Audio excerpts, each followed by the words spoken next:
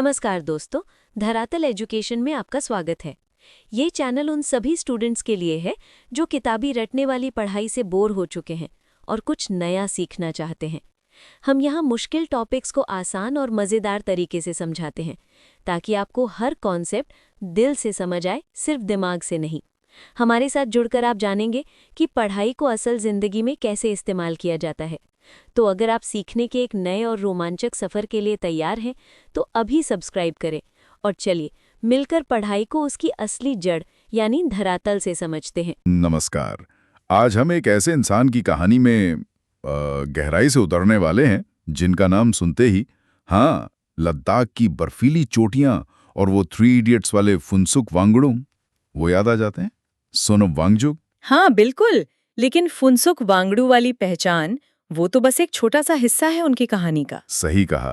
वो एक इंजीनियर हैं, एजुकेशन में क्रांति लाने वाले, दुनिया भर में जाने माने इनोवेटर और आजकल तो लद्दाख के हक के लिए एक बहुत मजबूत आवाज भी बन गए हैं। हमारे पास जो जानकारी है वो उनके बचपन से लेकर उनके हाल के एक्टिविज्म तक, मतलब पूरी जर्नी को कवर करती है। और आज हम यही समझने की कोशिश करेंगे कि आखिर सोनम वांगचुक इतने सारे अलग अलग रोल इतनी आसानी से कैसे निभा लेते हैं। हाँ, और कैसे वो लद्दाख का जो सदियों पुराना ज्ञान है उसको आज की साइंस के साथ मिलाते हैं अपने काम में। ये देखना बड़ा दिलचस्प होगा। और ये जो उनका सफर है, पहले एजुकेशन रिफॉर्म, फिर पर्यावरण, फिर पॉलिटिक्स, क्या ये सब अलग अलग पड़ाव हैं या एक ही सोच की एक लॉजिकल कड़ी है? सही सवाल है। और उनके अंदर लद्दाख के कल्चर, वहाँ की नाजुक माहौल और लोगों की अपनी आवाज के लिए इतना गहरा कमिटमेंट कहाँ से आता है, ये भी जानना जरूरी है। तो चलिए फिर शुरू करते हैं उनके बिल्कुल शुरुआती सालों से। देखते हैं वो कैसे बने जो आज हैं। फिर उनके कमाल के एजुकेशनल आइडियाज पर बात करेंगे, उनके एनवायरमेंटल इनोवेशंस पर, और आखिरी में उनकी सियासी लड़ाई और उसके नतीजों पर भी। शुरू करें। सोनम वांगचुक 1966 में लेह के पास एक छोटा सा गांव है उलेटोकपो, वहां पैदा हुए और उनकी शुरुआती जिंदगी काफी अलग थी। मैंने भी पढ़ा। पहले 9 साल तो वो स्कूल गए ही नहीं। माँ से सीखी भोटी भाषा जो उनकी अपनी जबान थी, और बाकी सब कुछ सीखा सीधे नेचर से, मतलब खेतों में काम करना, जानवरों को पालना और मिट्टी के घर कैसे बनते हैं वो देखकर इंजीनियरिंग की बेसिक बातें समझना। ये थी असली करके सीखने वाली पढ़ाई, है ना? बिल्कुल प्रैक्टिकल, जो उनके माहौल से जुड़ा हुआ था। और यहीं से मेरे ख्याल से उनके अंदर वो प्रॉब्लम सॉल्विंग वाली सोच बनी। मतलब चीजों को उनके पूरे कॉन्टेक्स्ट में देखना, इकोलॉजी के नजरिए से देखना। कोई बंधा बंधाया सिलेबस नहीं तो क्रिएटिविटी को पूरी छूट मिली। वो रट्टा मारने वाला सिस्टम नहीं था। जो सीखा वो जिंदगी में काम आने वाला था। लेकिन फिर कहानी में एक ट्विस्ट आया। 1975 में जब वो करीब 9 साल के थे, उनकी फैमिली श्रीनगर चली गई। अच्छा। और वहां पहली बार उनका एडमिशन हुआ एक फॉर्मल स्कूल में। यहाँ सब कुछ उल्टा पड़ गया। कैसे? मतलब क्या दिक्कत हुई? दिक्कत थी भाषा की। स्कूल में पढ़ाई होती थी उर्दू और अंग्रेजी में, जो उन्होंने पहले कभी सुनी ही नहीं थी। नतीजा ये हुआ कि क्लास में उन्हें मतलब बेवकूफ और गूंगा समझा जाने लगा। उन्होंने खुद कहा है कि ये उनकी जिंदगी का सबसे अंधेरा हिस्सा था। बाप रे, ये तो बहुत बुरा अनुभव रहा होगा। यही उन्हें एहसास हुआ होगा कि एजुकेशन सिस्टम में कितनी गड़बड़ है कि सारा जोर बस रटने पर है, समझने पर नहीं। और ये चीज उन्हें अंदर तक चुभ गई। और देखिए, कमाल की बात यह है कि यही जो पर्सनल तकलीफ थी, यही जो बेइज्जती उन्होंने सही, वही आगे चलकर उनके जीवन का मिशन बन गई। उन्होंने वो दर्द महसूस किया जो लद्दाख के हजारों बच्चे झेल रहे थे, जिनकी अपनी भाषा, अपना कल्चर स्कूल में कोई मायने नहीं रखता था। सही। और जब उन्होंने देखा कि 10वीं के बोर्ड एग्जाम में 95% बच्चे फेल हो रहे हैं, तो उन्हें समझ आया कि ये बच्चों की नहीं बल्कि सिस्टम की नाकामी है। बिल्कुल। इसी अनुभव ने शायद उनके अंदर उन बच्चों के लिए गहरी हमदर्दी पैदा की और इस बिगड़े हुए सिस्टम को बदलने का एक जुनून वो जगा दिया। हालात इतने बिगड़े कि 11 साल की उम्र में 1977 में वो अकेले दिल्ली भाग गए। अकेले? 11 साल की उम्र में। ये एक तरह से उस सिस्टम के खिलाफ उनकी पहली बगावत थी, जिसने उन्हें रिजेक्ट कर दिया था। हिम्मत की बात है। फिर दिल्ली में क्या हुआ? दिल्ली में उन्होंने स्पेशल केंद्रीय विद्यालय में एडमिशन लिया, वहां अपनी पढ़ाई पूरी की और बाद में श्रीनगर NIT, जो तब REC कहलाता था, वहां से मैकेनिकल इंजीनियरिंग की। अच्छा, इंजीनियर बन गए। लेकिन यहां भी एक मोड़ था। उनके पिता चाहते थे कि वो सिविल इंजीनियरिंग करें, लेकिन वांगचुक को मैकेनिकल में इंटरेस्ट था। तो उन्होंने क्या किया, मान गए? नहीं, वो अड़ गए और अपनी फीस भरने के लिए उन्होंने खुद ट्यूशन पढ़ाना शुरू कर दिया। अरे वाह, आत्मनिर्भर। बिल्कुल। और ट्यूशन पढ़ाते हुए उन्हें एक और बात समझ आई। क्या? उन्होंने देखा कि बच्चे इसलिए स्ट्रगल नहीं कर रहे थे कि सब्जेक्ट मुश्किल थे, बल्कि इसलिए कि उन्हें पढ़ाने का तरीका बहुत बोरिंग था। हाँ, ये बात तो उन्होंने पहले भी महसूस की होगी। सही। तो इस ट्यूशन वाले अनुभव ने उन्हें फाइनेंशियल और इंटेलेक्चुअल दोनों तरह की आज़ादी का मजा चखाया, और उनका ये यकीन और पक्का हो गया कि प्रैक्टिकल तरीके से करके सीखने में ही असली दम है। तो मतलब 1987 तक जब उन्होंने इंजीनियरिंग पूरी की, वो सिर्फ एक इंजीनियर नहीं थे, वो एक मिशन वाले एजुकेशनिस्ट बन चुके थे, जिनके पास डिग्री भी थी और एजुकेशन सिस्टम की मुश्किलों की गहरी पर्सनल समझ भी। तो 1988 में जब वो इंजीनियरिंग करके लद्दाख वापस लौटे, तो देखा कि जमीनी हकीकत तो बहुत ही खराब थी। एजुकेशन का पूरा सिस्टम लगभग चरमराया हुआ था। वो 95% फेलियर रेट वाला आंकड़ा तो दिमाग हिला देने वाला है। हाँ, बिल्कुल। सोचिए, ये सिर्फ एक नंबर नहीं था, ये हजारों नौजवानों का कॉन्फिडेंस, उनका फ्यूचर सब छीन रहा था। ऐसे में कोई भी निराश हो जाता। लेकिन वांगचुक ने हार नहीं मानी।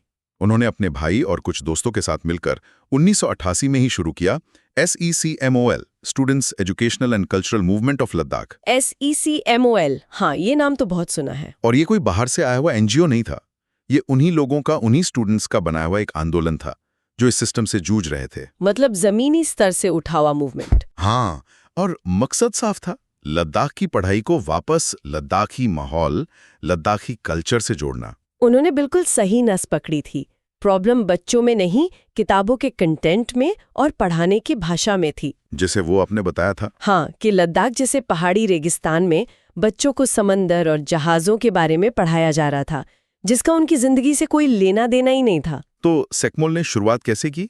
शुरुआत में तो उन्होंने फेल हुए बच्चों को कोचिंग देने पर फोकस किया ताकि वो पास हो सके, लेकिन उन्हें जल्द ही समझ आ गया कि ये तो बस एक पैचवर्क है। असली बदलाव के लिए तो पूरे सिस्टम को ही बदलना पड़ेगा। और यहीं से शुरुआत हुई 1994 में ऑपरेशन नई उम्मीद यानी ONH की। ये एक बड़ा कदम था। हाँ, ये बहुत अनोखा एक्सपेरिमेंट था। इसमें सरकार, गांव के लोग और सेकमोल तीनों ने मिलकर काम किया, एक तिकड़ी। इसके 3 खास पिलर थे जहां तक मुझे याद है। पहला था गांव की एजुकेशन कमेटियों को, VECs को एम्पावर करना। बिल्कुल, मतलब गांव वाले खुद अपने स्कूलों के ओनर बने, उनकी जिम्मेदारी बढ़ी, जवाबदेही तय हुई। स्कूल अब सिर्फ सरकार का नहीं, गांव का अपना हो गया। दूसरा पिलर था टीचर्स की रीट्रेनिंग। हाँ, ये बहुत जरूरी था। SEMOL ने टीचर्स को सिखाया कि बच्चों को रटाने के बजाय एक्टिविटी करा के कैसे पढ़ाएं और बेकार चीजों से कम खर्चे में टीचिंग एड्स कैसे बनाएं। और तीसरा, जो शायद सबसे अहम था, सिलेबस में बदलाव, करिकुलम रिफॉर्म। हाँ, किताबों को कल्चरली रेलेवेंट बनाया गया।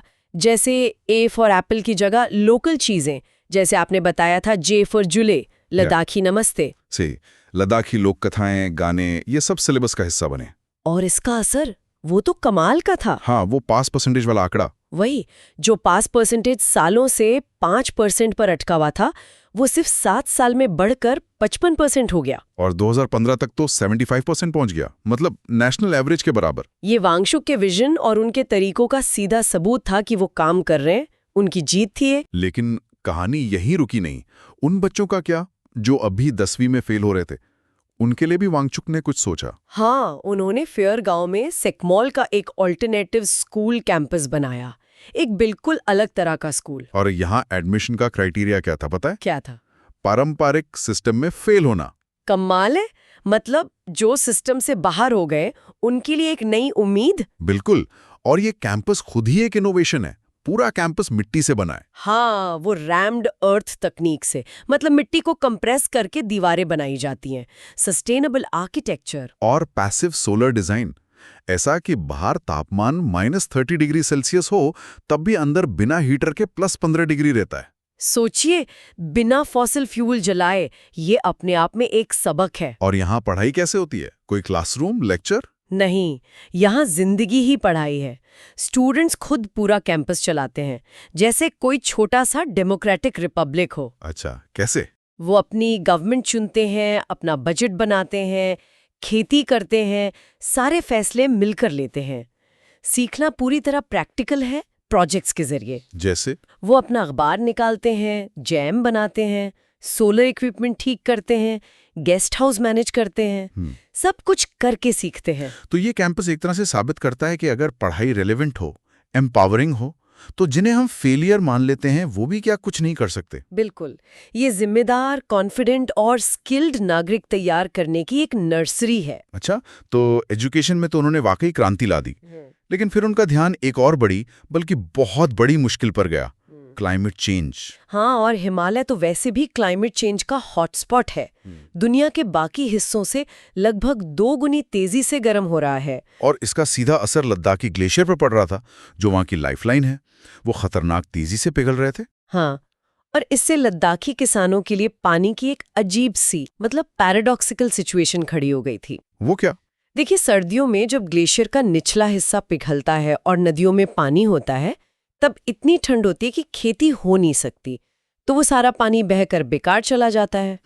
फिर जब वसंत में अप्रैल मई में बुआई का टाइम आता है, जब पानी की सबसे ज्यादा जरूरत होती है, तब तक ऊंचाई वाले ग्लेशियर ठीक से पिघलना शुरू नहीं होते और नदियों में पानी कम हो जाता है। ओह, मतलब जब पानी है तब जरूरत नहीं, और जब जरूरत है तब पानी नहीं। बिल्कुल, और लद्दाख जैसे सूखे इलाके के लिए, जहाँ खेती ही सब कुछ है, ये पानी का मिसमैच बहुत बड़ा खतरा था। तो इसका हल क्या निकाला वांगचुक ने?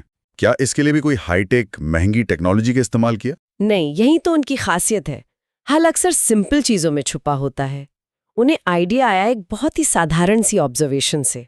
क्या देखा उन्होंने? उन्होंने मई के महीने में देखा कि एक पुल के नीचे छांव में बर्फ का एक टुकड़ा अब भी जमा हुआ है, जबकि बाकी खुली जगहों पर बर्फ कब की पिघल चुकी थी। अच्छा। तो उन्हें समझ आया कि प्रॉब्लम पानी की कुल कमी की उतनी नहीं जितनी उसके सही टाइम पर न मिलने की है। तो सवाल था, सर्दियों के फालतू बहते पानी को किसी तरह रोककर वसंत तक कैसे बचाया जाए। इंटरेस्टिंग। फिर उन्होंने लगाई सिंपल सी फिजिक्स। देखिए, बर्फ कितनी तेजी से पिघलेगी ये इस बात पर डिपेंड करता है कि उसका कितना सरफेस एरिया धूप के कांटेक्ट में है। हाँ, सही बात है। सीधी फैली हुई बर्फ का सरफेस एरिया ज्यादा होता है तो वो जल्दी पिघलती है, लेकिन अगर उसी बर्फ को एक कोन यानी शंकु जैसा वर्टिकल शेप दे दें तो उसका धूप से कांटेक्ट वाला एरिया कम हो जाएगा और वो धीरे धीरे पिघलेगी। अरे वाह, यहीं से आया आइस स्तूप का आइडिया। क्या कमाल की सोच है। बिल्कुल, आइडिया सिंपल था लेकिन ब्रिलियंट। तरीका भी एकदम सरल।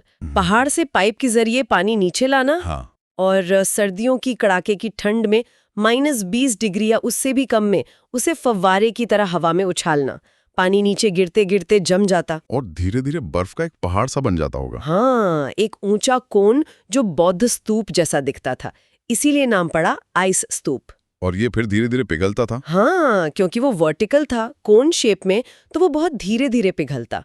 और ठीक अप्रैल मई में, यानी जब बुआई का टाइम होता और पानी चाहिए होता, तब वो पिघलकर खेतों के लिए पानी देता। ये तो मतलब कमाल का जुगाड़ है, बिल्कुल देसी इनोवेशन। क्या ये काम कर गया? हाँ, पहला प्रोटोटाइप जो करीब 20 फीट ऊंचा था वो सक्सेसफुल रहा। उसने वसंत तक पानी दिया। वाह। ये जिसे कहते हैं ना मितव्ययी नवाचार या फ्रूगल इनोवेशन, यानी कम लागत, कम टेक्नोलॉजी और कम्युनिटी की भागीदारी से मुश्किल का हल निकालना, उसका बेहतरीन उदाहरण है ये। और इसी के लिए उन्हें वो रोलेक्स अवार्ड मिला था, है ना? हाँ। 2016 में। हाँ, बिल्कुल, रोलेक्स अवार्ड फॉर एंटरप्राइज। और अब ये आइडिया सिर्फ लद्दाख तक ही सीमित नहीं है, हिमालय के दूसरे इलाकों में और यहाँ तक कि स्विट्जरलैंड के आल्प्स पहाड़ों में भी इसे अपनाया जा रहा है। कमाल है। ये तो उम्मीद का और मुश्किलों से लड़ने की इंसानी ताकत का एक सिंबल बन गया है। सही कहा। मतलब एजुकेशन के बाद अब पर्यावरण और क्या क्या इनोवेशंस किए उन्होंने? क्या ये सिलसिला यहीं रुका? नहीं, उनकी सोच तो चलती रहती है। उन्होंने भारतीय सेना के लिए भी passive solar heated shelters design किए। वही मिट्टी और सोलर एनर्जी का इस्तेमाल करके ऐसे बंकर जो बिना हीटर के गर्म रहते हैं। अच्छा, सेना के लिए भी? हाँ, और फिर उनका एक बड़ा सपना है HIL यानी Himalayan institute of alternatives Ladakh बनाने का। HIL ये क्या है? वो इसे करने वालों का विश्वविद्यालय कहते हैं। एक ऐसी यूनिवर्सिटी जहां पहाड़ी इलाकों के लिए जरूरी प्रैक्टिकल स्किल्स सिखाई जाएं। किताबी ज्ञान नहीं, बल्कि वो हुनर जो वहां काम आए। जैसे किस तरह की स्किल्स? जैसे सस्टेनेबल टूरिज्म यानी इको टूरिज्म, ऑर्गेनिक खेती, सस्टेनेबल बिल्डिंग बनाना। वो चाहते हैं कि पहाड़ों के युवा वहीं रहकर अपने माहौल को बचाते हुए अच्छी कमाई कर सकें, उन्हें बाहर ना जाना पड़े। ये तो बहुत दूर की सोच है। बिल्कुल। इसके अलावा उन्होंने फार्म स्टे लद्दाख जैसे प्रोग्राम को भी बढ़ावा दिया, जिससे टूरिस्ट सीधा लोकल परिवारों के साथ रह सके और पैसा सीधा गांव वालों तक पहुंचे। और हाल में उन्होंने चीनी सामानों के बॉयकॉट की भी अपील की थी, जिसे उन्होंने वॉलेट पावर कहा। उनका कहना था कि ये आत्मनिर्भर बनने और अपनी इकोनॉमी को मजबूत करने का एक तरीका है। तो ये सब देखकर ऐसा लगता है कि उनके सारे काम आपस में जुड़े हुए हैं। पर्यावरण, पढ़ाई, लोगों की इकोनॉमी, आत्मनिर्भरता, अपनी पहचान। बिल्कुल, यही उनके काम की खासियत है। वो इन सबको अलग अलग नहीं देखते। वो environmental innovation, education, economic empowerment और सेल्फ रिलायंस, इन सबको मिलाकर एक सस्टेनेबल माउंटेन फ्यूचर का विजन तैयार करते हैं। और हर सोल्यूशन लोकल कॉन्टेक्स्ट में होता है, कम्युनिटी पर फोकस होता है। हाँ, जमीनी हकीकत से जुड़ा हुआ। ठीक है, तो दशकों तक उन्होंने अपना फोकस एजुकेशन और इनोवेशन पे रखा, लेकिन फिर आया 5 अगस्त 2019, एक बहुत बड़ा पॉलिटिकल चेंज। हाँ, जब भारत सरकार ने आर्टिकल 370 को हटाया और जम्मू कश्मीर का पुनर्गठन करके लद्दाख को एक अलग यूनियन टेरिटरी बना दिया। शुरू में तो वांगचुक ने भी और लद्दाख के बहुत से लोगों ने इस फैसले का स्वागत किया था। उन्होंने कहा था कि ये बरसों पुराना सपना पूरा हुआ है। हाँ, क्योंकि वो लोग लंबे समय से जम्मू कश्मीर से अलग अपनी पहचान चाहते थे। उन्हें लगता था कि कश्मीर सेंट्रिक पॉलिटिक्स में लद्दाख की अनदेखी होती है। लेकिन ये खुशी, ये उत्साह ज्यादा दिन टिका नहीं। जल्द ही एक तरह की निराशा सी आने लगी। क्यों, क्या हुआ ऐसा? क्योंकि जो नई यूनियन टेरिटरी बनी, उसमें अपनी चुनी हुई विधानसभा यानी लेजिस्लेटिव असेंबली नहीं थी। ओ, मतलब कोई चुने हुए विधायक नहीं, के बजाय उनकी पॉलिटिकल पावर और कम हो गई। बिल्कुल। पहले से जो चुनी हुई हिल काउंसिलें थीं, लेह और कारगिल में, उनकी ताकतें भी काफी हद तक कम हो गईं। वो ज्यादातर सलाह देने वाली बॉडी बनकर रह गईं। तो वांगचुक के लिए ये चिंता का सबब बना। हाँ, और उनके लिए इससे भी बड़ी चिंता एक और थी। वो क्या? उनके लिए सबसे बड़ी चिंता थी कि आर्टिकल 370 और 35A के हटने के बाद जो स्पेशल प्रोटेक्शन लद्दाख को मिली हुई थी, वो खत्म हो गई। उन्हें डर सताने लगा कि अब लद्दाख का जो नाजुक इकोसिस्टम है और जो यूनिक ट्राइबल कल्चर है, वो खतरे में पड़ जाएगा। किस तरह का खतरा महसूस हुआ उन्हें? उन्हें डर था कि अब बाहर की बड़ी बड़ी इंडस्ट्रियल कंपनियां माइनिंग के लिए या ऐसे बड़े टूरिज्म प्रोजेक्ट्स के लिए आ सकती हैं जो लद्दाख का पर्यावरण झेल नहीं पाएगा। अनसस्टेनेबल डेवलपमेंट का डर। और साथ ही लैंड एलियनेशन का डर, मतलब बाहर से लोग आकर जमीनें खरीदने लगें, जिससे डेमोग्राफिक चेंज हो जाए, आबादी का संतुलन बिगड़ जाए और लोकल कल्चर, पहचान, भाषा सब धीरे धीरे खत्म हो जाए। तो क्या उनका ये पॉलिटिक्स में आना, एक्टिविस्ट बनना, ये अचानक हुआ या ये भी उनके पहले के काम से जुड़ा था? ये समझना बहुत जरूरी है। उनका एक्टिविस्ट बनना कोई अचानक लिया गया फैसला नहीं था। हाँ, लगता तो यही है। ये उनके जीवन भर के काम का ही एक लॉजिकल एक्सटेंशन था, अगला कदम था।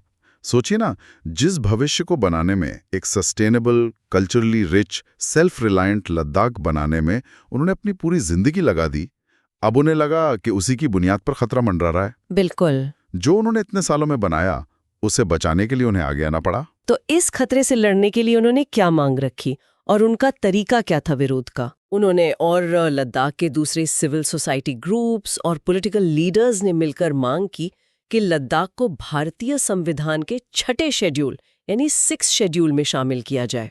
6th शेड्यूल, ये क्या है? ये शेड्यूल खास तौर पर भारत के ट्राइबल यानी आदिवासी इलाकों के लिए बनाया गया है।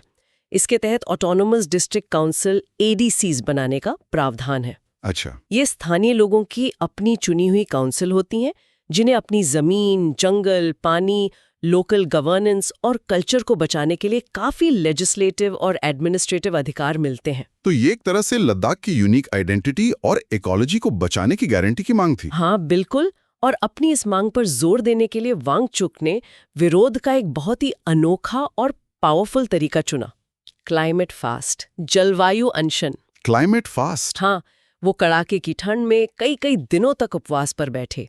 उन्होंने अपनी पॉलिटिकल मांग को सीधे सीधे क्लाइमेट चेंज के बड़े खतरे से जोड़ दिया। ये तो बहुत सिंबॉलिक तरीका था। बिल्कुल।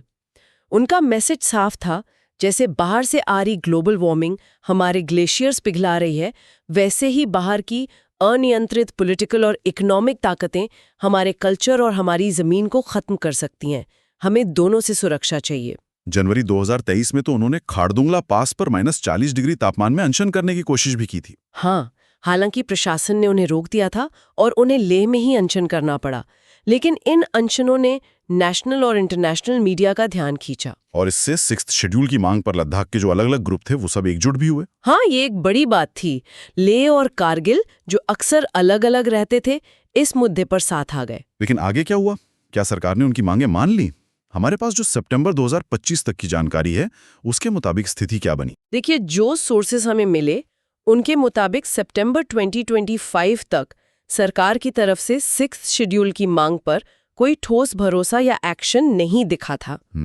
इससे लोगों में, खासकर युवाओं में, काफी निराशा और गुस्सा बढ़ रहा था। और इसी पृष्ठभूमि में ये भी बताया गया कि लेह में कुछ विरोध प्रदर्शन हुए जिनमें कथित तौर पर हिंसा भी हुई। ऐसी खबरें थी कि झड़पें हुईं, कुछ सरकारी संपत्ति को नुकसान पहुंचाया गया और दुखद रूप से कुछ मौतें भी हुईं। ओहो, ये तो मामला काफी बिगड़ गया था फिर। हाँ, स्थिति तनावपूर्ण हो गई थी। और इन्हीं घटनाओं के बाद ये भी रिपोर्ट किया गया कि सरकार ने सोनम वांगचुक पर ये आरोप लगाया कि उन्होंने अपने भड़काऊ बयानों से कथित तौर पर हिंसा को उकसाया है। क्या? वांगचुक पर? हाँ, और उन्हें गिरफ्तार कर लिया गया, ऐसा सूत्रों ने बताया। ये तो बहुत शॉकिंग है। जिस इंसान को सरकार ने पद्मश्री जैसे सम्मान दिए, उन पर ऐसे आरोप और गिरफ्तारी। हाँ, ये यकीनन एक चिंताजनक मोड़ था, जैसा कि हमारे सोर्सेज बताते हैं। ये भी खबरें आईं कि उनके जो संगठन हैं, जैसे SECMOL और HAL, उनकी जांच शुरू हो गई और उनकी विदेशी फंडिंग पर भी असर पड़ा। तो एक तरह से उन पर दबाव बनाया गया, ऐसा कहा जा सकता है। उनकी कथित गिरफ्तारी ने उन्हें उनके समर्थकों की नज़र में एक तरह का पॉलिटिकल प्रिजनर बना दिया।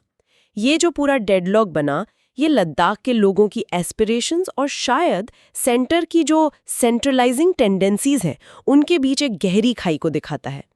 तो कुल मिला के देखें, सोनम वांगचुक का सफर एक ऐसे बच्चे से शुरू हुआ जिसे स्कूल सिस्टम ने लगभग रिजेक्ट कर दिया था, और वो आज दुनिया भर में एक रिस्पेक्टेड इनोवेटर और अपनी पीढ़ी की शायद सबसे प्रोमिनेंट पॉलिटिकल आवाजों में से एक बन गए। हाँ, ये कहानी कॉन्ट्रडिक्शन की नहीं लगती, बल्कि एक रिमार्केबल कंसिस्टेंसी की लगती है, एक लगातार चलते रहने वाले जुनून की। बिल्कुल सही कहा।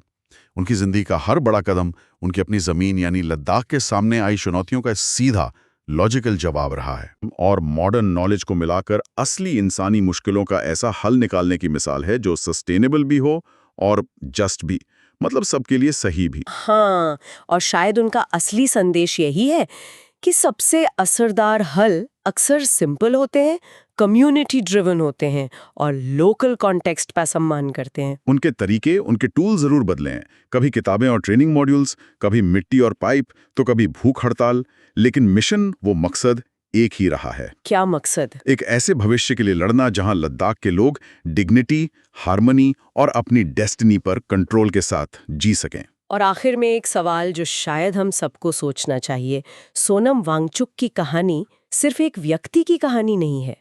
ये दुनिया भर में उन इंडिजिनस कम्युनिटीज, उन मूल निवासी समुदायों के बड़े संघर्ष की एक झलक है जो अपने पर्यावरण और अपनी पॉलिटिकल स्वायत्ता बचाने के लिए जूझ रहे हैं। सही बात है। तो उनकी ये जो लड़ाई है और ये जो गतिरोध बना हुआ है, ये नाजुक इकोसिस्टम वाले इलाकों में डेवलपमेंट, कल्चरल प्रिजर्वेशन और सेल्फ डिटर्मिनेशन यानी आत्मनिर्णय के हक के बीच सही बैलेंस कैसे बनाया जाए, इस पर कौन से बड़े सवाल खड़े करता है, इस पर शायद हम सबको सोचने की जरूरत है। दोस्तों, उम्मीद है आज आपको सब कुछ धरातल से समझ आया होगा, लेकिन शिक्षा में इस बदलाव की क्रांति को आगे बढ़ाने के लिए मुझे आपके साथ की सख्त ज़रूरत है। इसलिए मैं आपसे दिल से अनुरोध करता हूं कि प्लीज़ अगर आप हमारे इस मिशन का हिस्सा बनना चाहते हैं तो एक सेकंड भी सोचे बिना अभी के अभी सब्सक्राइब का बटन दबाइए और हमारे इस परिवार से जुड़ जाइए। हाँ, पास वाली घंटी को दबाना बिल्कुल मत भूलिएगा ताकि हमारी कोई भी क्लास आपसे कभी ना छूटे।